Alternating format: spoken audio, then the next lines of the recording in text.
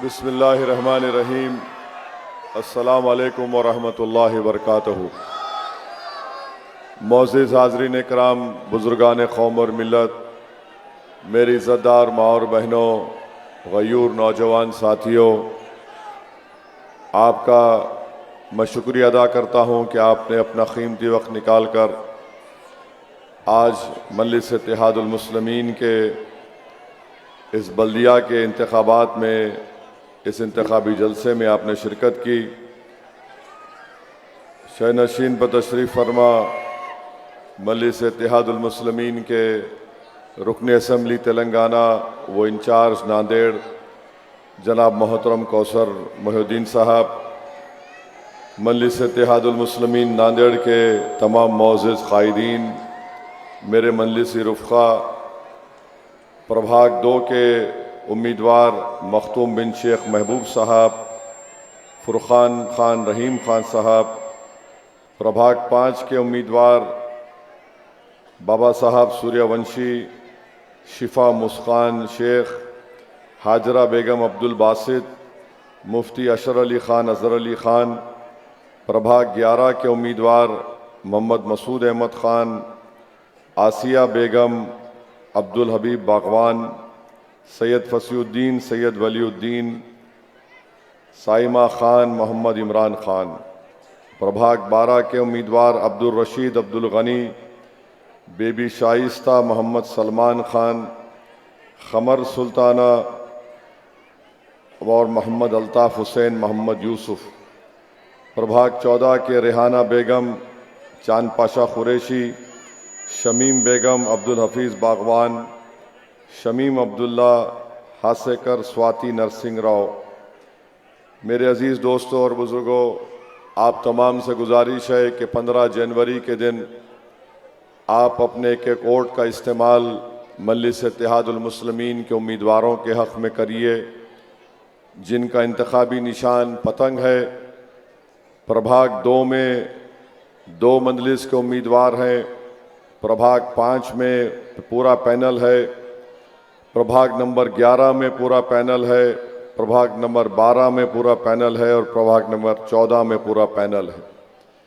तो जहाँ मशीन में आपको मजलिस इत्तेहादुल मुस्लिमीन का पतंग का निशान नज़र आएगा, मेरी आपसे गुजारिश है कि आप लोग वहाँ पर बटन दबाकर अपने इत्तेहाद को मजबूत करिए, अपने सियासी शऊर को मजबूत करिए, अपनी क़ियादत को मजबूत करिए और एक अच्छे नुमाइंदे को बहैसियत रुकन बल्दिया आपके प्रभाग से मुंतखब करिए, ताकि वो आपके इस वार्ड में, इस बल्दी हलक़े में आपके तरक्याती काम को करवा सके। क्योंकि हम ये देखते हैं कि नांदेड़ शहर में एक तासुब का मुज़ाहरा किया गया है और ख़ास तौर से अल्पसंख्यक समाज के बसने वाले इलाक़ों को एक मनसूबाबंद तरीक़े से डेवलपमेंट से महरूम करके रख दिया गया।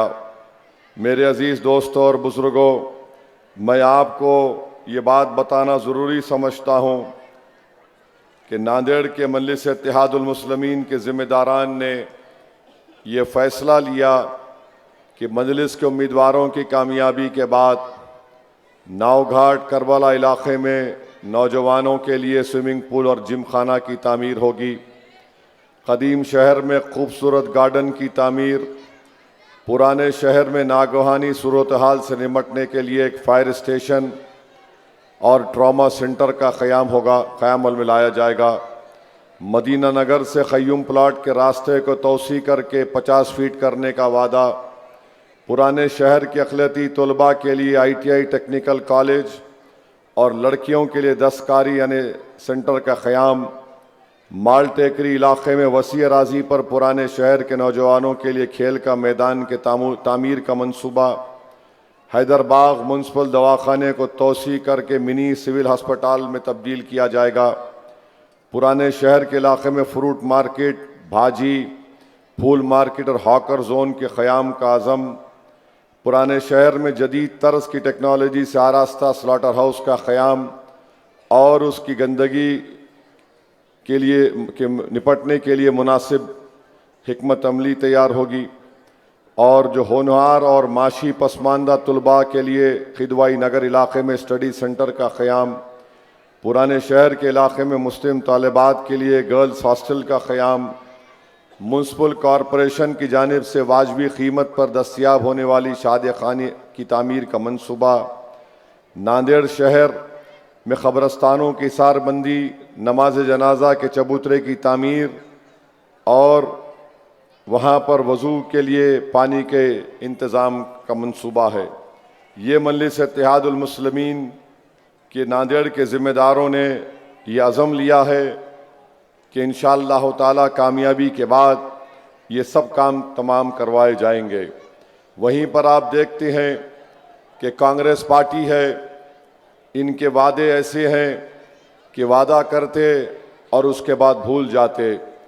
इनका एक वादा था कि मुसलमानों के लिए हज हाउस तामीर करने का वादा किया था, नहीं मालूम वो वादा किधर गया। फिर उसके बाद हज़ारों वोटों से कांग्रेस के ज़िम्मेदार मुंतखब हुए और वहीं पर जनाब रविंदर चौहान ने टिकट तकसीम के वक्त कहा कि इतने टिकट्स देने पर कांग्रेस को मुस्लिम लीग कहेंगे। फिर देगलूर नाका जैसे गुंजान आबादी वाले मुस्लिम अक्सरत इलाके में छोटे छोटे बल्दी मसाइल इलाके के साकिनान को दर्द सर बन गए हैं। गंदगी है, कचरा साफ नहीं होता है और फिर ड्रेनेज चौक हो जाती है। ये कांग्रेस वालों की देन रही। और साथ ही साथ आप जानते हैं कि देगलूर नाके की गंदगी को फैलाने ट्रेंचिंग ग्राउंड को तो ख़त्म कर दिया गया, मगर ड्रेनेज का सीवरेज पाइपलाइन, सीवरेज प्लांट कायम करके और गंदगी का इजाफा करके ना वहाँ पर गार्डन की तामीर का ऐलान हुआ, उसको मुकम्मल किया गया। मिल्लत नगर में गंदगी की वजह से सेहत को ख़तरा और बड़ी तादाद में बद जानवर खंजीरों का इजाफा हो रहा है। वहाँ पर मिल्लत नगर के रास्ते की तामीर, उसके इंतज़ार में कई नस्लें बूढ़ी हो चुकी हैं, मगर फिर भी कांग्रेस झूठा वादा करती। मुस्लिम इलाके में गैर ज़रूरी पुलिस की जानिब से हमारे खांचा फरोश को, ताजरों को तंग किया जाता है और फिर यही हाल दूसरे इलाके में भी है, मगर जहां पर वज़ीराबाद इलाका है वहां पर दूसरों को बैठने की इजाज़त दी जाती है। कंक्रीट रोड तांडूर नांदेड़ में पूरी डाली गई, मगर आप देखते हैं कि नांदेड़ में कई जगह ऐसे हैं, ख़ास तौर से देगलूर नागे के रास्ते, हिंगोली गेट तब वजय गार्डन का रास्ता, यहाँ पर कुछ नहीं हुआ। तो मेरे अजीज़ दोस्तों और बुज़ुर्गों, गड़े इतने हैं, मैं भी महसूस किया गड़ों को गाड़ी में आते वक्त। हमारे ड्राइवर साहब एक बचा रहे तो दूसरे गड़े में गिर रहे थे उन्होंने। तो कांग्रेस वालों का एक ही प्रोग्राम है कि गड़े में गिराते रहो और अपनी दुकान चमकाते रहो। तो मैं आपसे वादा कर रहा हूँ कि इंशाअल्लाह ताला नांदेड़ की बल्दिया का बहुत बड़ा बजट है और अगर आप ये फैसला कर लें कि मजलिस इत्तेहादुल मुस्लिमीन के 30 से ज़ायद अरकान बल्दिया अगर मुंतखब होंगे तो इंशाअल्लाह ताला मेयर मजलिस इत्तेहादुल मुस्लिमीन का होगा नांदेड़ से। मगर इसके लिए आप तमाम को मुत्तहिदा तौर पर अपने एक वोट का इस्तेमाल करना बेहद ज़रूरी है। और फिर अभी आपके सामने जो कांग्रेस का पैनल है, माशाल्लाह इतनी काबिलियत इन लोगों में है कि वोट डालने वाला भी सोचेगा इनको वोट डालूं मत डालूं। माने बताया गया कि बिल कलेक्टर थे, उनके ऐसे ऐसे कारनामे थे, उनको किसी ज़माने में अब जो नेता बीजेपी में उन्होंने कहा था ये खोखा है, धोखे के अलावा कुछ नहीं। और फिर एक और साहब हैं जनाब अजीज साहब, वो तो बीजेपी के लिए खुल के प्रचार करते, मगर कांग्रेस ने उनको अपना उम्मीदवार बनाया।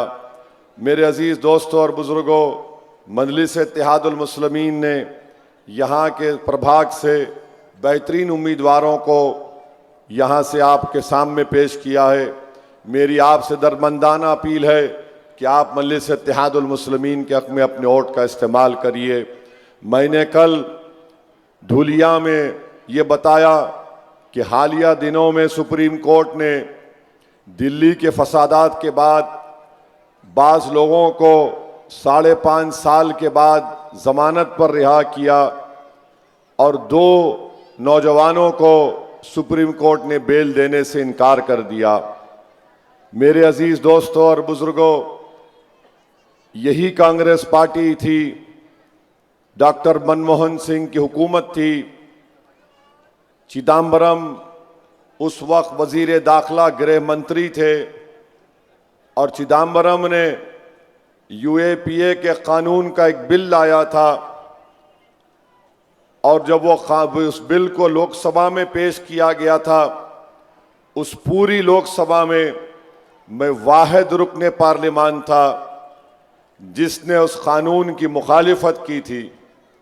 आप जाकर उस तकरीर को उठाकर आज भी इंटरनेट पर आप देख सकते हैं, पार्लियामेंट के रिकॉर्ड में मौजूद है, आप वो देख सकते हैं यूट्यूब पर। मैंने उस कानून के उस पर्टिकुलर दफा और सेक्शन का हवाला देकर कहा कि जिसमें अंग्रेजी में कहा गया था कि टेररिस्ट डेफिनेशन में एनी अदर मीन्स, मैंने अपनी तकरीर में कहा कि इसके माने क्या हैं, ये तो बड़ा सब्जेक्टिव है और अगर किसी दहशतगर्दी के केस में या किसी पर यह सेक्शन लगा दिया जाएगा तो बहैसियत एक मुसलमान के मैं कई ऐसी रिपोर्टें पढ़ चुका हूं जिसमें पुलिस ने इस बुनियाद पर इंक्वायरी का आगाज किया, अगर ये जिस पर इल्जाम लगाया गया वो मुसलमान है तो वो दहशतगर्द है और उस पर ये चार्ज लग जाता है। आप जाकर देखिए, उसी को बुनियाद बनाते हुए सुप्रीम कोर्ट ने, बल्कि हमारे मुल्क के जो नरेंद्र मोदी के वकील सुप्रीम कोर्ट में पेश हुए, उन्होंने भी यही दलील दी इस कानून की। और हम क्या देखते हैं कि सुप्रीम कोर्ट ने कहा कि इस बुनियाद पर, एनी अदर मीन्स के बुनियाद पर उनको हम बेल नहीं दे सकते। मैं पूछना चाहता हूं कांग्रेस के तमाम जिम्मेदारों से, आज चिदम्बरम इस दुनिया में है, कांग्रेस के बड़े बड़े लीडर आज इस दुनिया में हैं, आज यही हमारे कौन कौन, नांदेड़ के अशोक राव साहब भी हैं मगर वो अब बीजेपी में जाके बैठ गए। ऐसे कई कांग्रेस के नेता हैं। आप बताओ ये कानून आपने पास क्यों किया था? मैं उस वक्त पार्लियामेंट की बहस में कहा था, 5-6 मिनट का मुझे मौका मिला था, मैंने कहा ये कानून, ये सेक्शन सिर्फ मुसलमानों के खिलाफ इस्तेमाल होगा। 180 दिन का डिटेंशन, आप बताइए, पुलिस पकड़ेगी, कोर्ट को जाकर बोलेगी और डिटेंशन चाहिए, ये जुडिशियल कस्टडी में देने के बाद भी पुलिस पूछ सकती है अपनी कस्टडी में। 180 दिन का डिटेंशन उस कानून में। भाई साहब, आप ऐसा पुकारेंगे तो मैं बैठ जाता हूं। अरे ठहरो मौलाना, 6 फुट 2 इंच का आदमी खड़ा हुआ है, तुम्हारे को नहीं दिख रहा है? सुनो जी, चेहरे में कुछ नहीं है, आवाज में है, जबान में है, अल्फाज में। सुनो, चेहरे पे दाढ़ी वाइट होना शुरू हो गई। आप बताइए कानून क्यों बनाया कांग्रेस पार्टी ने? मैं उस कानून के खिलाफ बोला भी, उस कानून के खिलाफ वोट भी दिया था मैं। फिर उसी कानून को गंदा किया गया, अमित शाह 2019 में लेकर आए थे, फिर कांग्रेस पार्टी सपोर्ट करी उसको। मैं और इम्तियाज जलील उसकी मुखालिफत करे। हम हर सेक्शन पर नोटिस दिए थे इसकी मुखालिफत में। तो उस वक्त स्पीकर आज भी हैं, ओम बिरला साहब बोले, ओवैसी तुम लोग 2 लोग हो, क्या करोगे? मैंने कहा सर हम अपना ऑब्जेक्शन मूव करेंगे। अरे तुम 2 है, फर्क नहीं पड़ेगा। मैंने कहा नहीं सर, अल्लाह हमारे साथ है, हमको ये करना है। नहीं, ये चीखा मारने का नहीं है, समझो मेरी बात को। इसी कानून को इस्तेमाल करते हुए, जिसको कांग्रेस पार्टी के उस वक्त के वजीर दाखिला चिदम्बरम साहब थे, फिर अमित शाह लेकर आए, उसको कांग्रेस ने सपोर्ट किया। आप बताइए फिर जेल को कौन जा रहा है? सबसे ज्यादा जेल को जाते मुसलमान, सबसे ज्यादा जेल को जाते दलित, आदिवासी। उसके बाद जो पढ़े लिखे लोग होते हैं, जो हुकूमत की पॉलिसियों को जल्दी समझते हैं, उनको जेल में डाल दिया गया। एक स्टैन स्वामी था, ईसाई पादरी, 85 साल का बूढ़ा, वो जेल में यूएपीए में चला गया। वो पुकार पुकार कर कह रहा था, अरे भैया मैं पानी पी नहीं सकता, मुझे स्ट्रॉ से पानी पीना है। ज़ईफ था, पकड़ नहीं सकता था हाथ से अपने गिलास को, जेल में मर गया। मुंबई में ट्रेन का ब्लास्ट हुआ, किसकी हुकूमत थी बोलो? कांग्रेस वालों, आपका चीफ मिनिस्टर था। 185 भारत के लोग मुंबई के ट्रेन ब्लास्ट में मारे गए। 11 मुसलमानों पर केस बुक हुआ। 19 साल जेल में गुजारने के बाद बॉम्बे हाई कोर्ट ने उनको कहा ये तमाम के तमाम बेकसूर हैं। मरने वाले लोग पूछ रहे हैं कि मेरे रिश्तेदार को, मेरे भाई को, मेरे पति को किसने मारा? और ये जो 11 मुसलमान पकड़े गए थे, जिसमें एक अंसारी साहब का जेल में ही इंतकाल हो गया, वो बाहर निकलकर पूछ रहे हमारा कसूर क्या था। एक साहब से मैं दारुसलाम में मिला, अपनी बेटी को लाए और लाकर मुझसे कहा कि जब मुझे मुंबई की एटीएस पकड़ कर लेकर गई थी, ये मेरी बेटी अपनी मां के गोद में थी, अब मैं बाहर निकला हूं तो जवान हो गई। बोलो कांग्रेस वालों, कौन जिम्मेदार है? मैं जिम्मेदार हूं। बोल दो बी टीम जिम्मेदार है। तुमको तो आदत है ना, हर चीज का इल्जाम लगा दो असदुद्दीन ओवैसी पर। बताइए आप कौन जिम्मेदार है इसका? एक कानून आप बनाए, उसको और गंदा करे नरेंद्र मोदी और अमित शाह। कांग्रेस सपोर्ट करी पार्लियामेंट में, पूरे सेकुलर पार्टी वोट डाले, मैं इम्तियाज जलील उसकी मुखालिफत करे। और मैंने मीडिया के सामने पार्लियामेंट में खड़े होकर कहा था, जब कांग्रेस सपोर्ट कर रही थी, मैंने कहा मैं अल्लाह से दुआ करता हूं कि तुम्हारे बड़े बड़े लीडर कम से कम 1 साल 2 साल जेल में गुजारेंगे तो तुमको मुसलमानों की तकलीफ समझ में आएगी। हंगामा खड़ा कर दिया कांग्रेस वाले, कैसा बोले हमारे को। मेरा यही रिएक्शन मैं देखना चाह रहा था तुम्हारा।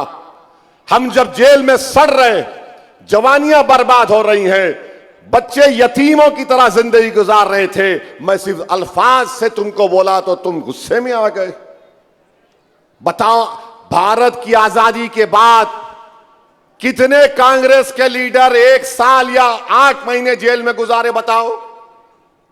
मैं तुमको लिस्ट दे सकता हूं जो मुसलमान जेलों में गुजारे।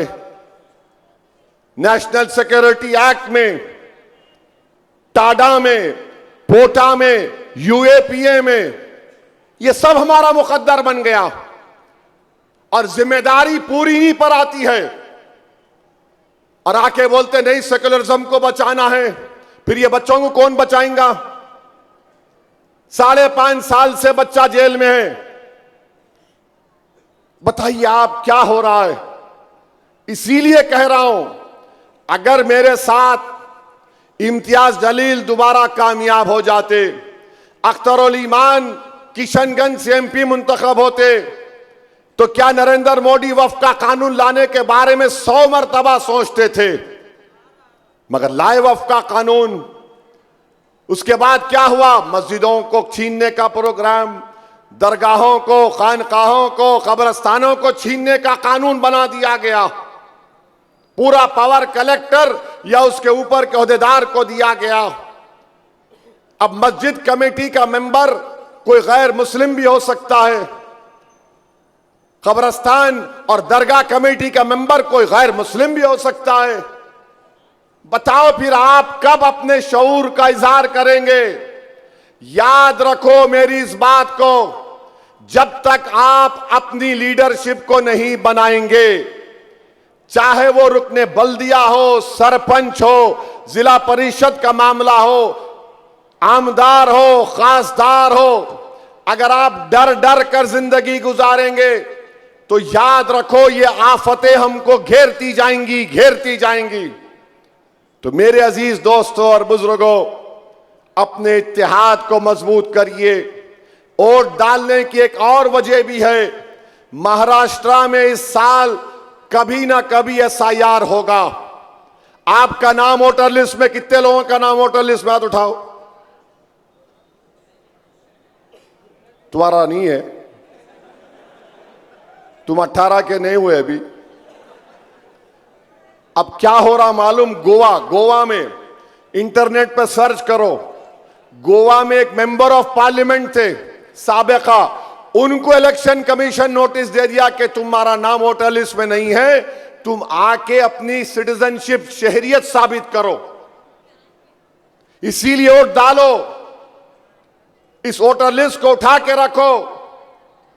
2002 की वोटर लिस्ट को मैं इन जिम्मेदारों को बोलूंगा निकाल के रखो, तैयारी करो अभी से। तुम्हारे वोट डालने का सबूत क्या है बोलो? मेरे अजीज दोस्तों और बुजुर्गों, यह हकीकत है, गोवा के एक साबिका खासदार को इलेक्शन कमीशन नोटिस दिया। उन्हें कैसा बन गया MP फिर, अगर भारत का नागरिक नहीं है तो? आप समझो मेरी बात को। मेरी बात डराने के लिए नहीं, मैं तुमको बता रहा हूं ये चीज आने वाली है। इसीलिए अपने वोट को डालो ताकि तुम दुनिया को बता सको कि हम वोट डाले थे इस नांदेड़ के बल्दिया के इलेक्शन में। मेरे अजीज दोस्तों, मेरे बुजुर्गों, मेरी इज्जतदार मां और बहनों, आपसे अपील कर रहा हूं कि हालात को समझिए आप। और नांदेड़ में डेवलपमेंट नहीं हुआ, जाके अब्दुल सत्तार साहब को पूछो, नहीं उन्होंने बी टीम बोलते हो, किसी से ही पूछो आप। अरे मैं 11 साल पहले इलेक्शन लड़ा था भाई, मैं बच्चा था जब मेरे वालिद के साथ आता था यहां पर, सालार के जलसे होते थे। मगर सही मानों में तो 2011 ना मोइन, 2011, उससे पहले क्या हुआ भाई? 60 साल आपको मिले, आप क्या करें? ऐसा खेले, मेहंदी लगा, मेहंदी लगा, हाँ उतना ही करे तुम, और क्या करे? इन जाके बोल दियो देखो बचाना है, अल्लाह अकबर, और डाल दो, हो गया। कुछ भी नहीं करे। 60 साल तुमको मिले। अशोक राव क्या बोलते, हमारा परिवार 70 साल से नांदेड़ की खिदमत कर रहा। अरे पूरा खबर में उतार दिया, तुम क्या खिदमत करे बा? कुछ खिदमत नहीं करे। आपके दादा के वालिद इनको वोट डाले, दादा वोट डाले, अब्बा डाले, बेटा डाला, अब बेटे के बेटे को बोल रहे देख तू तेरी औलाद पैदा होते कि बी टीम को नहीं देना, इनको देना। अरे क्या है बताइए, क्या हाल करके रख दिए नांदेड़ का। नांदेड़ के दूसरे इलाकों में कैसे काम हो रहा बताओ, फिर ये इलाके में क्यों नहीं होता है? कितने मर्तबा आपका MLA, आपका महापौर, आपका MP कहां गया सब? मजलिस जब से आई इनको लगा कि अब इनकी दुकान बंद होने वाली है। मजलिस जहां कहीं भी जाती है, मैं कहता हूं कि मैं हालात बदलने भी आया हूं और खेल को खत्म करने आया हूं, और यही खेल खत्म होगा 15 तारीख के दिन इंशाअल्लाह ताला। गेम बदल देंगे पूरा इनका इंशाअल्लाह ताला। 30 अराकीन बल्दिया कामयाब करो, मेयर आपका होगा इंशाअल्लाह ताला। होगा मेयर, मजलिस का मेयर हो सकता। दिमाग में कुछ तकलीफ है, कुछ कैसा होगा रे भाई, इन्हों बोल के जा रहे। होता बाबा, होता बाबा इंशाअल्लाह। जब आप इरादा कर लेंगे, मेहनत करेंगे, एक एक वोट को डिवाइड होने नहीं देंगे, तो यकीनन आपका ही होगा मेयर। और जब मेयर आपका होगा तो डंके की चोट पर पूरे नांदेड़ से इंसाफ होगा, और खास तौर से इंसाफ होगा जहां जिससे इंसाफ नहीं हुआ 50 साल में वहां से शुरू होगा। तो मेरे अजीज दोस्तों और बुजुर्गों, आपसे अपील कर रहा हूं कि आप मंजलिस को वोट दीजिए। कांग्रेस पार्टी के पास कुछ भी नहीं है, कुछ भी नहीं है इनका ने। बिहार में गए, अच्छा बिहार में इन्होंने लड़े कितने सीट पर? 60 पे लड़े।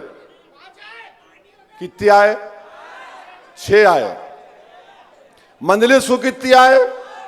5। एक का ही फर्क रह गया। आदिल हसन मंजलिस के बलरामपुर के उम्मीदवार 80,000 वोट लिए और सिर्फ 350 वोट से कामयाब नहीं हो सके। एक और सीट पर 80,000 हम लिए ठाकुरगंज से, 6,000 से 6,500 से हम कामयाब नहीं हुए। और इनके कांग्रेस के लीडर है, एक बड़े लीडर उनके, बहुत मेरे को बोलने लगाए, कहां से बोलने लगाए, यानी 50-60 लोग मेरे को फोन करे, अरे भाई उनके खिलाफ कैंडिडेट मत दो, उनके खिलाफ कैंडिडेट मत दो। अख्तर उल ईमान बोले नहीं सर, कैंडिडेट तो मैं दूंगा। अख्तर उल ईमान हमारे सदर हैं, उन्होंने बोले नहीं सर कैंडिडेट तो हम देंगे उनके खिलाफ। वो बकवास बहुत करते हैं मंजलिस के बारे में। मैंने कहा ठीक है अख्तर भाई, कैंडिडेट आप दे दो, बड़े बड़े लोगों का दबाव है, उनकी गुजारिश है, एक काम करते कि आप चले जाओ, मैं नहीं जाता हूं। ठीक है, नहीं गए, उन्होंने भी नहीं गए, मैं भी नहीं गया। वो बेचारे 18,000 वोट से हार गए। मैं नहीं गया तो भी मंजलिस का उम्मीदवार 16,000 वोट लिया।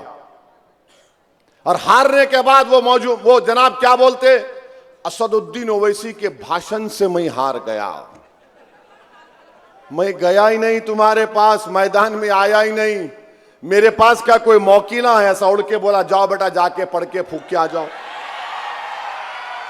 मैं तो गुनाहगार आदमी हूं, मगर उन्होंने बोले ये हाल इनका है।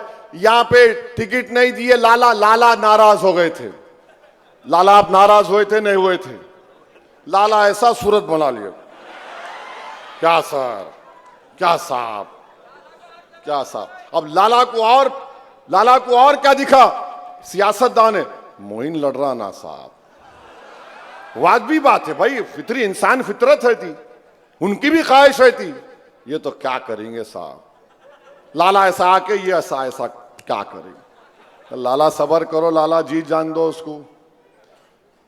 लाला बोले, लाला मेरे को बोल रहे थे साहब आप समझो मेरी बात को, उन्हें नहीं जीत सकता। और लाला का एक जुमला था, लाला क्या बोले, साहब दिल का अच्छा नहीं है साहब, उन्हें आप समझो मेरी बात को। मैं बोला लाला उन्हें दिल का अच्छा नहीं होगा, हम दिल के सच्चे हैं। हम नहीं खड़ा करे, हार गए, फिर शुरू हो गए, उन्हें पुरानी कव्वाली पे आ गए। अब्दुल सत्तार साहब आकाशवाणी बंद करो। आप हारे क्योंकि आपका दिल साफ नहीं था। अगर आपका दिल साफ होता तो अल्लाह यकीनन आपको कामयाब कर देता, मगर आपका दिल एक तरफ इधर अटका हुआ था, एक तरफ इधर अटका हुआ है। हम में और उनमें फर्क यह है कि हम खुल के बोलते हम तुमसे मोहब्बत करते, आई लव यू। वो लोग क्या करते, जिसको देखो I love you, I love you, I love, ये नहीं होता ना। एक को बोलते, हम ये बोलते, हम मैं बोल रहा हूं मैं तुम्हारे से मोहब्बत करता हूं, पार्लियामेंट में खड़े रह के बोला मैं, किसी के बाप का डर नहीं है। मगर इनका क्या है, जो दिखा इधर, जो दिखा उधर, जो उन्हें बोलता है, इन्हें किस्सा क्या है रे भाई, हर एक को ही नहीं ये बोल रहा। तो ये मामला है इनका, ये इनकी कहानी रही 60 साल की। अब खेल बदल रहा है, ये नौजवान बच्चे जान चुके हैं और ये समझ चुके हैं इनकी मक्कारियों को, इनके दोगलेपन को। मैं इनकी सोच और समझ को सलाम करता हूं, इनके माँ बाप को सलाम करता हूं कि आज एक इनकलाबी तब्दीली पैदा हो रही है नौजवानों में, और नौजवान इस बात को हरगिज मानने को तैयार नहीं है कि सेकुलरिज्म को बचाने की जिम्मेदारी सिर्फ हमारे कंधों पर क्यों है।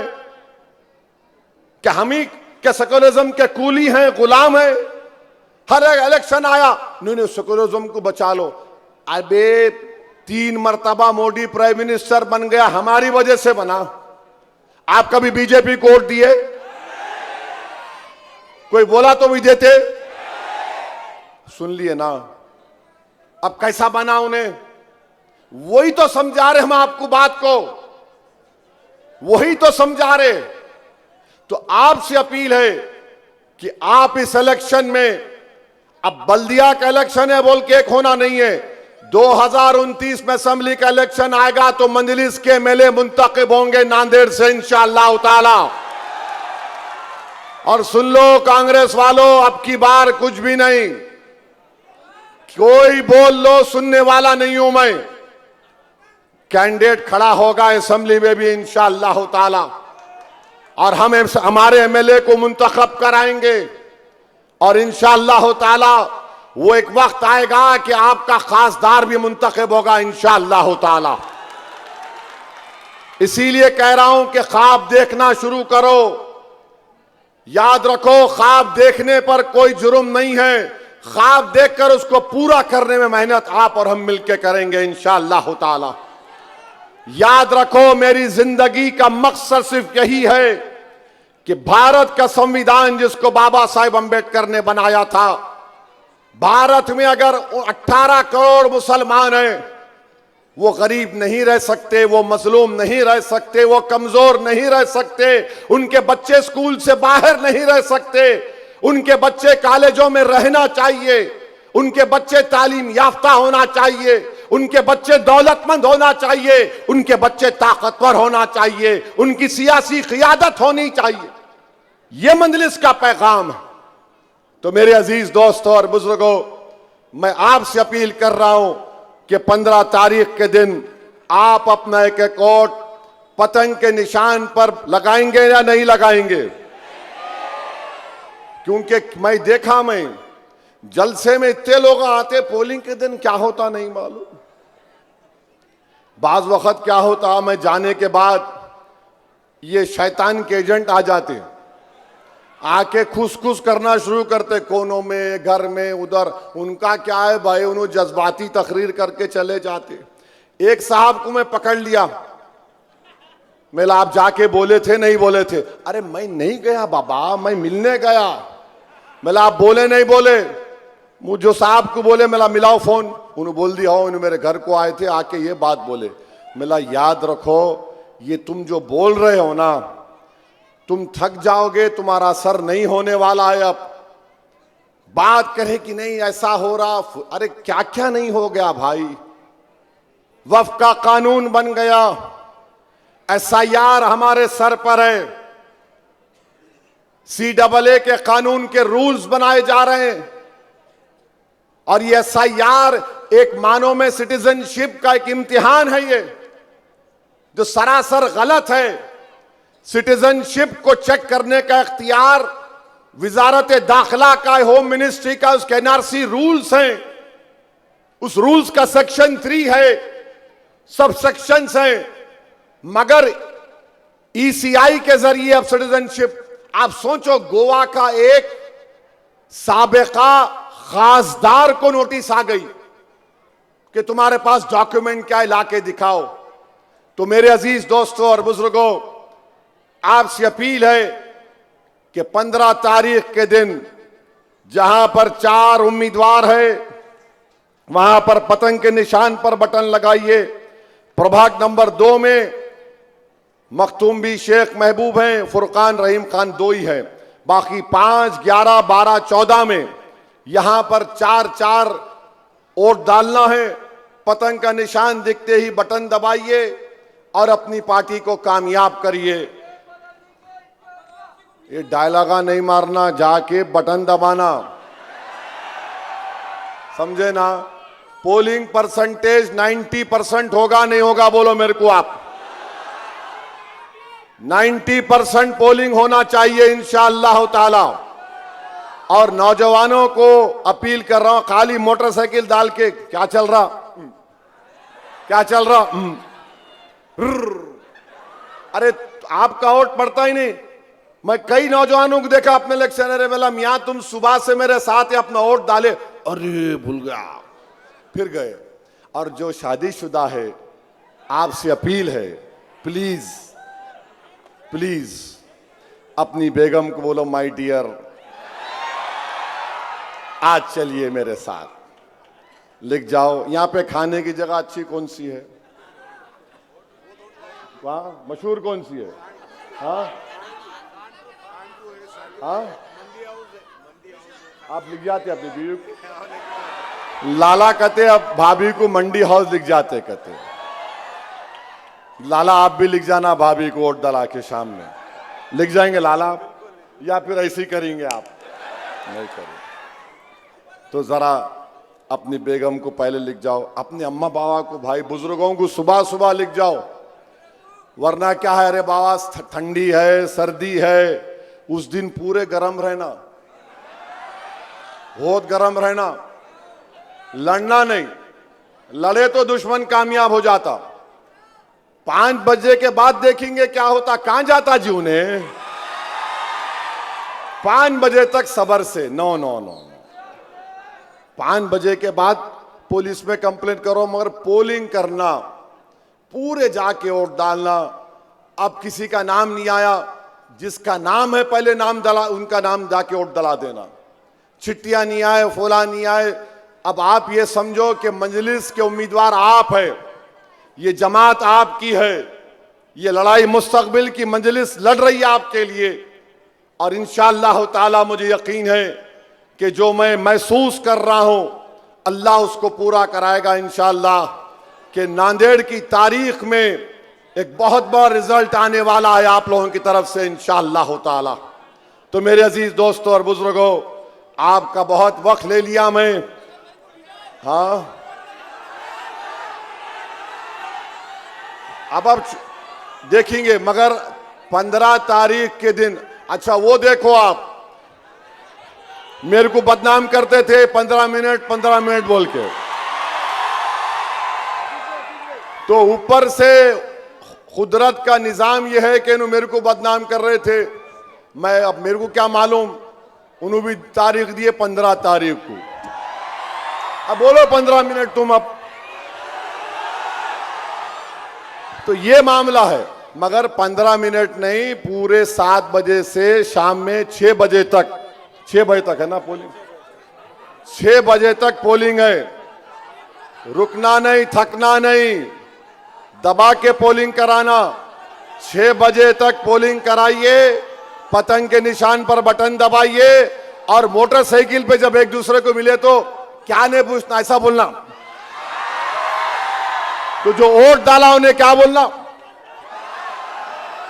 ये काम करेंगे ना आप, तो नारा गाइए, नारे तकबीर, मजलिस इत्तेहादुल मुस्लिमीन। जरा सेलफोन खोलो, लाइटा खोलो जरा,